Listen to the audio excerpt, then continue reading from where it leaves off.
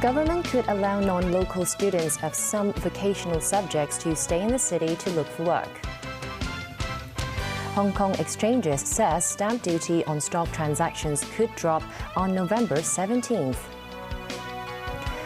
U.S. Secretary of State Antony Blinken meets Israel leader again.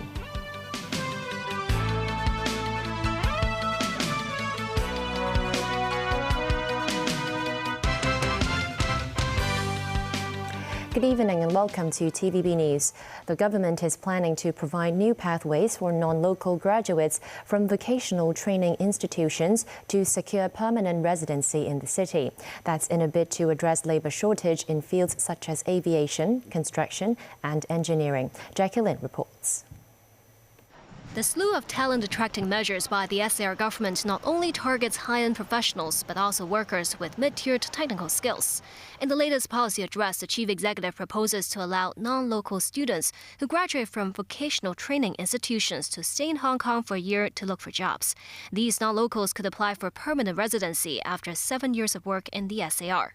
In the first 4 years, their jobs should be related to their profession. That encompasses aviation, transport and logistics, innovation and technology, as well as mechanical and electrical engineering, construction and marine services. Secretary for Labour and Welfare Chris Sun said imported labourers with mid-tiered skill sets can help fulfill the development needs of the city's economy. Lawmaker Wong Kam-fai, who's also an IT professor, said if these non-local students are trained in Hong Kong, they can be familiarized with the relevant laws and ordinances in their fields early on, especially those in the aviation or construction sectors. But concerns linger for some construction industry representatives. Wang Ping, chairman of the Hong Kong Construction Industry Employees General Union, is worried the new scheme would dampen the interests of local workers. He added they may face even more competition for jobs on top of government schemes to import overseas workers for the construction industry. The Vocational Training Council will be responsible for the rollout of programs to facilitate non-local graduates to stay and work in the SAR, as well as exchanges of talent between Hong Kong, the Greater Bay Area, and other mainland cities. 27 programs will begin in the next academic year. Details of the application procedures will be out on a later date. Jackie Lin, TVB News. The Stock Exchange of Hong Kong expects to reduce the stamp duty on stock transactions on November 17th at the earliest. In a circular, the Hong Kong EX said the government published in the Gazette concerning the Stamp Duty Amendment Stock Transfers Bill 2023 on October 25th. It sought to reduce the stamp duty rate on the sale and purchase of stock from 0.13% to 0.1%. If the Legislative Council passes the bill, the rate will be adjusted on November 17th, but the exact date will be decided later, the Hong Kong EX said. A group of U.S. lawmakers have called for sanctions against a number of Hong Kong officials, including Secretary for Justice Paul Lam, Police Commissioner Raymond Su, as well as several top judges. The Hong Kong government has condemned the move. The Commissioner's Office of Beijing's Ministry of Foreign Affairs in Hong Kong also expressed its opposition. The spokesperson said the move will not scare Chinese people. The office said certain unscrupulous U.S. politicians ignored the objective fact that Hong Kong has been back on the right track. It added that no sanctions can prevent Hong Kong's progress from stability to prosperity. Some residents reported that their money has been frozen in accounts after sending a remittance from Hong Kong to the mainland. Hong Kong Federation of Trade Unions said 64 requests for help have been filed to the organization over the past 9 months. Memo Sangai reports. After the resumption of travel between Hong Kong and the mainland, many residents decided to buy property across the border. Such transactions involve a heavy amount of spending. And when it comes to remitting money to the mainland, people should remain alert and cautious. The Hong Kong Federation of Trade Unions of FTU said they have received 64 cases for help so far this year, all related to frozen mainland accounts after transferring money there through Hong Kong currency exchange shops. One of the victims is Mr. Ip, who transferred $250,000 intended to renovate his flat to his account via a currency exchange shop in Prince Edward in February. The man received a bank notification after a month saying unusual activity in his account led to his money being frozen by Hunan police. It was later told by the police that the currency exchange shop had not trusted another person to transfer his money back in February. The third party, however, was suspected of committing fraud, leading to Ip's account being frozen. Kingsley Wong, chairman of the FTU, said residents should beware of the risks when transferring money at currency exchange shops. He said while such shops may have more attractive offers, there is a risk of unwittingly being drawn into money laundering activities. Memos 9, TVB News. The Civil Service Bureau has rolled out a pilot scheme subsidizing government workers to have their teeth cleaned at private clinics. Authorities say that quota will not be offered to the public. Members of the public have been troubled by dental problems, especially senior citizens. But public dental clinics mainly serve civil servants and their family members. The government's pilot scheme rolled out in July to subsidize civil servants and their families to private dental clinics, however, has had an underwhelming response with only 25% usage rate. In Let's Go today, lawmakers asked if unused quotas can be opened to the public. But Civil Service Chief Ingrid Yeung said that particular fund is different from public funds. Overseas, U.S. Secretary of State Antony Blinken met Israeli Prime Minister Benjamin Netanyahu in Tel Aviv today. Washington's top diplomat is expected to discuss with Netanyahu concrete steps to minimize harm to civilians in Gaza. Residents in the enclave are running out of food, fuel, water, and medicine. Buildings have been flattened and thousands of people have fled homes to escape relentless bombings. The White House said any pauses in fighting should be temporary and localized, dismissing calls from Arab and several other nations for a full ceasefire. With China taking over the rotating presidency of the United Nations Security Council for November, Beijing says the conflict will top its agenda. Foreign Ministry spokesman Wang Wenbin said it was imperative to promote a ceasefire, halt the fighting, and prevent further civilian casualties, as well as a wider humanitarian disaster. He said China will respond to calls from the international community, especially Arab states, and stand firm for justice. On assuming the presidency on Wednesday, China's permanent representative to the UN, Zhang Jun, said the path to peace is to pursue a two-state solution. Former cryptocurrency businessman and FTX founder Sam Bankman-Fried's spectacular rise and fall in the cryptocurrency industry has hit rock bottom. A New York jury convicted him of fraud on Thursday for stealing at least $10 billion from customers and investors. Sam Bankman-Fried perpetrated one of the biggest financial frauds in American history, a multi-billion-dollar scheme designed to make him the king of crypto. But here's the thing. The cryptocurrency industry might be new. The players like Sam Bankman-Fried might be new. But this kind of fraud, this kind of corruption is as old as time, and we have no patience for it. A 12-member jury in Manhattan federal court convicted him on all 7 counts he faced after a month-long trial in which prosecutors made the case that he stole $8 billion from the exchange's customers out of sheer greed. The verdict came just shy of 1 year after FTX filed for bankruptcy in a swift corporate meltdown that shocked financial markets and erased his estimated $26 billion personal fortune.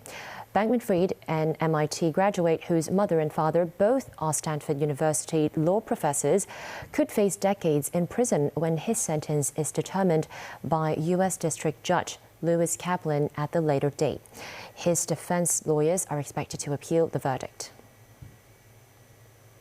Still ahead on tonight's news. The 15th Hong Kong International Wine and Spirits Fair opens in Wan Chai. AI Summit in Britain outlines rules for artificial intelligence.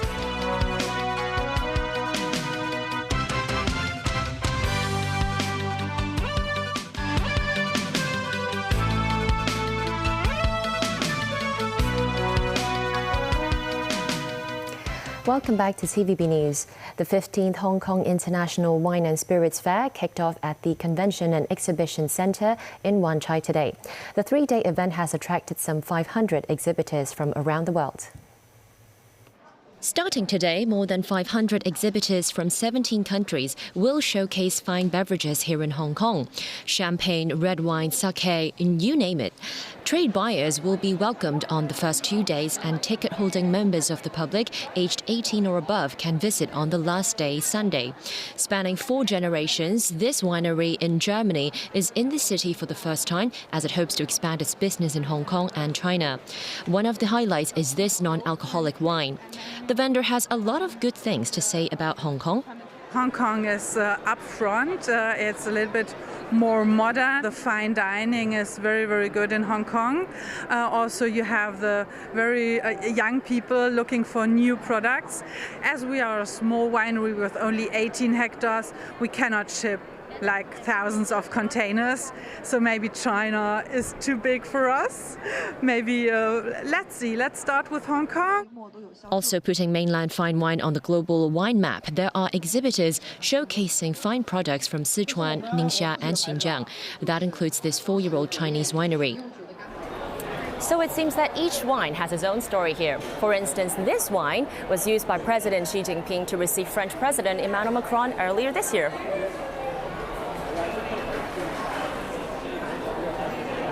This wine has been very, very popular for the last few months, of course in mainland China, but also in Hong Kong. Hong Kong is a much mature market, so here the wine lovers, but also the traders, have been drinking wine from all around the world. So I believe that they have the ability to see the potential and the quality of Chinese wine right now.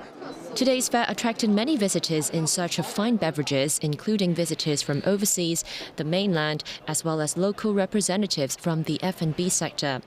So far, the wine, the market is going down, the price is dropped. I would like to find some wine from France because the quality is better. No idea about the sales figure, but my idea is about 10 pallet or 20 pallet. Meanwhile, the president of Hong Kong's General Chamber of Wine and Spirits, Jojo So, said the amount of wine transiting through Hong Kong has dropped by about 30% in recent years.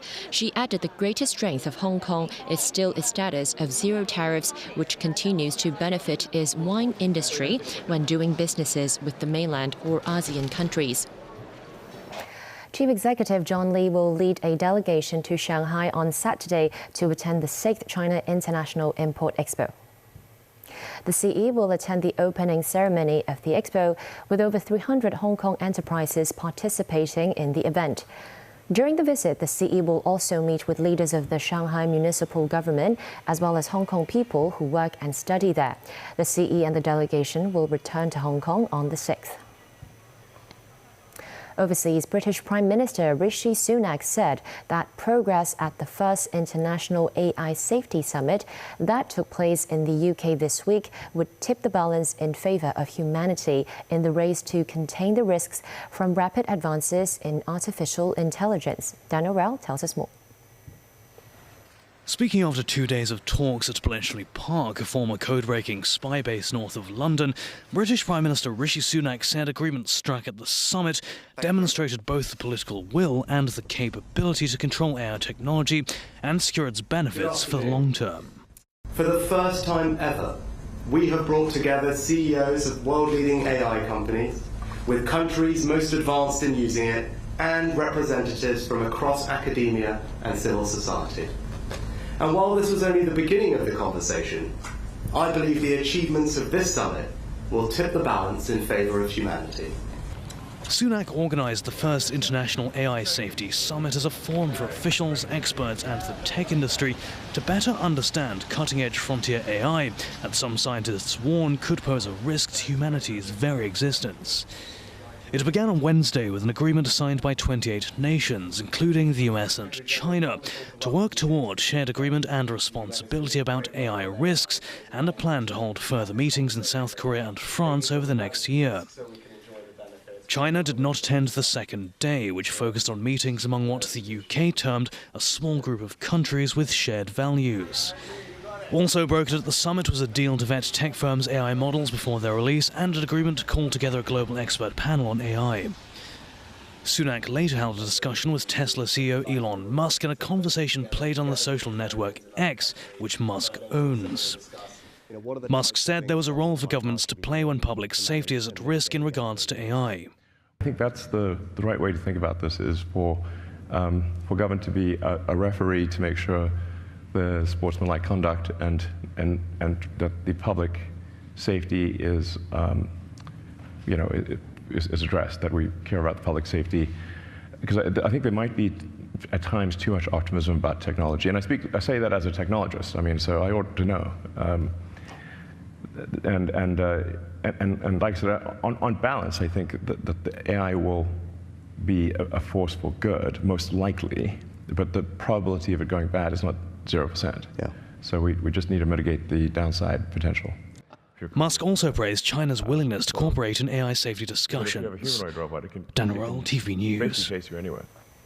Storm Kiran smashed into coastal areas of the UK and the British Channel Islands on Thursday, with high winds lashing up waves and heavy rains falling over much of the country. Britain's Environment Agency urged people to prepare for inland flooding as some river levels remain high and the ground is saturated. In the Channel Islands, winds were between 144 kph and 160 kph for a full 3 hours. On the largest Channel Islands of Jersey, some houses were badly damaged, with windows broken and large parts of roofs ripped off by the storm. That's the news. Thanks for watching.